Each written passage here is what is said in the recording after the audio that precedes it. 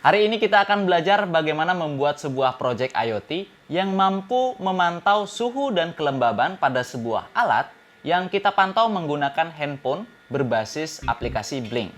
Apa saja bahan-bahan yang diperlukan untuk membuat project tersebut dan bagaimana cara membuatnya?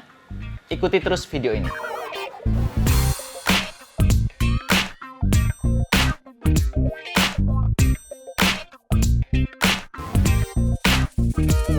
Untuk bisa membuat sebuah project IoT, yang dimana artinya adalah Internet of Things, sebuah benda yang terkoneksi dengan internet, kita harus memiliki perangkat yang bisa terkoneksi dengan internet tentunya. Dalam project ini saya memilih ESP12E sebagai microcontroller utama yang sudah ada Wi-Fi-nya. Kalian juga masih bisa menggunakan board Node MCU jika tidak ingin membuat PCB sendiri. Nah, untuk sensornya, saya menggunakan DHT11 sebagai sensor yang mampu mendeteksi suhu serta kelembaban di dalam sebuah sensor. Sensor ini saya pilih karena murah dan mudah untuk dicari di toko microcontroller. Nah, untuk rangkaiannya sebenarnya sangat sederhana sekali. Kalian hanya perlu menghubungkan modul DHT11 ini ke sumber tegangan 3,3 volt dan juga ground-nya. Lalu output datanya terserah mau dihubungkan kemana. Kalau saya pilih dipasangkan ke pin D3 atau GPIO 0 di ESP12E-nya. Setelah itu, kita tinggal install library Blink pada software Arduino dan juga library DHT11-nya. Library ini bisa kalian dapatkan pada link yang sudah saya sediakan di keterangan video. Oh ya, kalian juga harus sedikit mengoprek software Arduino kalian untuk menambahkan jenis board Arduino-nya, agar Node MCU atau ESP12E-nya bisa digunakan di software Arduino kalian sendiri.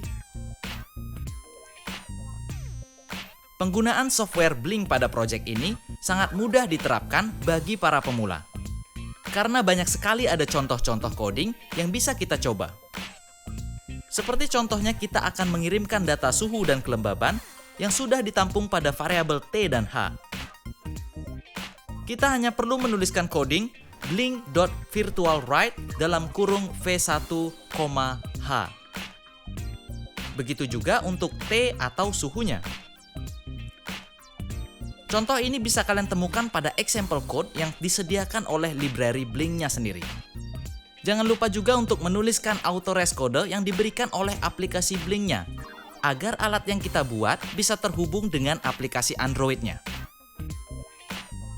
Nah, untuk membuat aplikasi Android-nya, kalian hanya perlu menginstal Blink di handphone kamu, lalu membuat aplikasinya dengan menambahkan modul-modul yang diperlukan.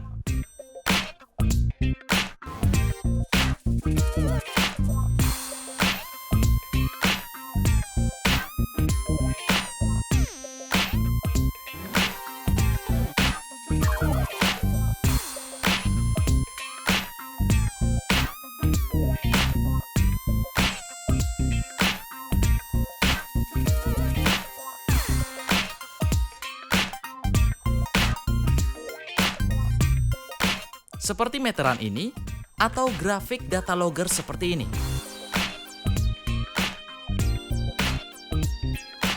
Agar datanya bisa terhubung, perhatikan settingan virtual pin yang ada pada setiap modul aplikasi kamu.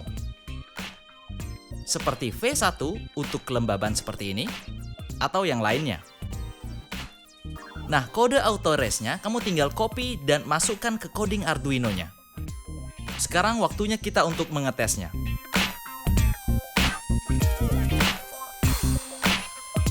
Kalau sudah berhasil, maka data DHT11 yang terbaca pada Node MCU akan bisa kita lihat di handphone kita dimanapun kita berada.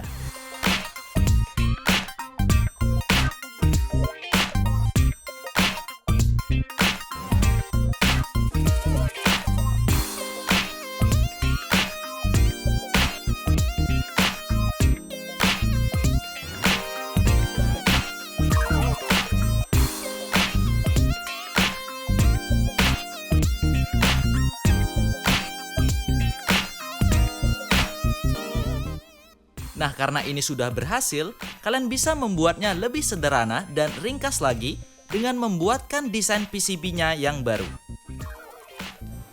Saya memilih untuk menambahkan rangkaian charger agar alat ini bisa dinyalakan dengan menggunakan tenaga baterai, serta bisa diisi ulang dayanya.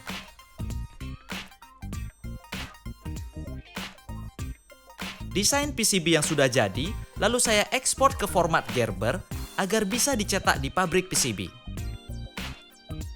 Kita tinggal kunjungi PCBWay.com lalu melakukan order pada menu Instant Quote.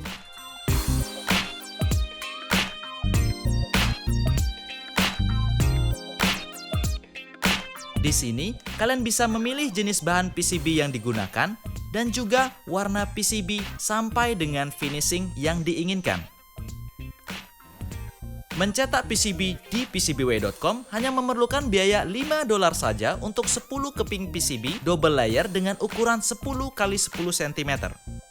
Kalian bisa lihat, PCB saya selesai hanya dalam waktu 1 hari saja. Ini tergantung dari besar ukuran PCB dan juga warna yang kalian pilih. Nah, ini adalah hasil jadinya.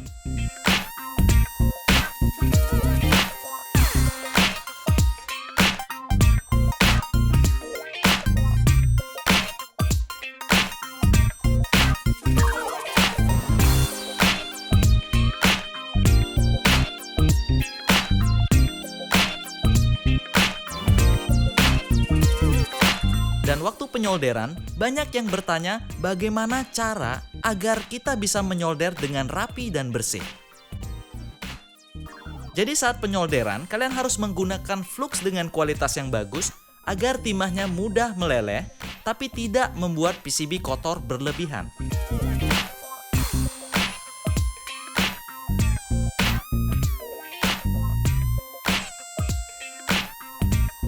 Seandainya PCB kamu terlihat kotor akibat sisa solder, kamu bisa lakukan pembersihan dengan cara dicuci dengan air deterjen. Tenang, cara ini tidak merusak komponen selama kamu mengeringkan semua alat sebelum dinyalakan. Sekarang saya sudah punya sebuah alat monitoring suhu dan kelembaban portable yang bisa saya letakkan dimanapun sesuai dengan kebutuhan. Misalnya di mesin tetas telur untuk memantau suhunya, atau di kebun, atau yang lainnya.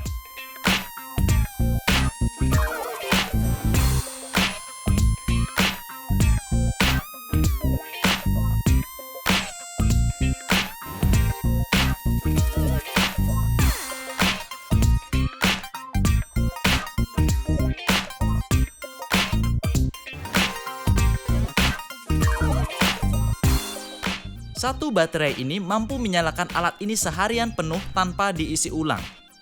Tergantung dari berapa daya yang kamu pakai. Kalau kalian ubah alat ini ke mode sleep beberapa saat, kalian akan bisa membuatnya menyala lebih lama lagi.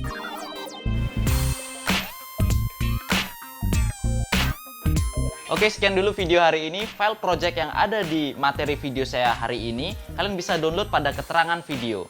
Kalian bisa gunakan untuk mengembangkan project yang lain, tidak hanya suhu dan kelembaban saja. Kalian bisa pasang sensor lainnya, dan mungkin untuk project tugas akhir atau project sekolah kalian. Atau kalian bisa kunjungi website saya di duiarsana.com. Sekian dulu untuk hari ini dan sampai jumpa di video selanjutnya.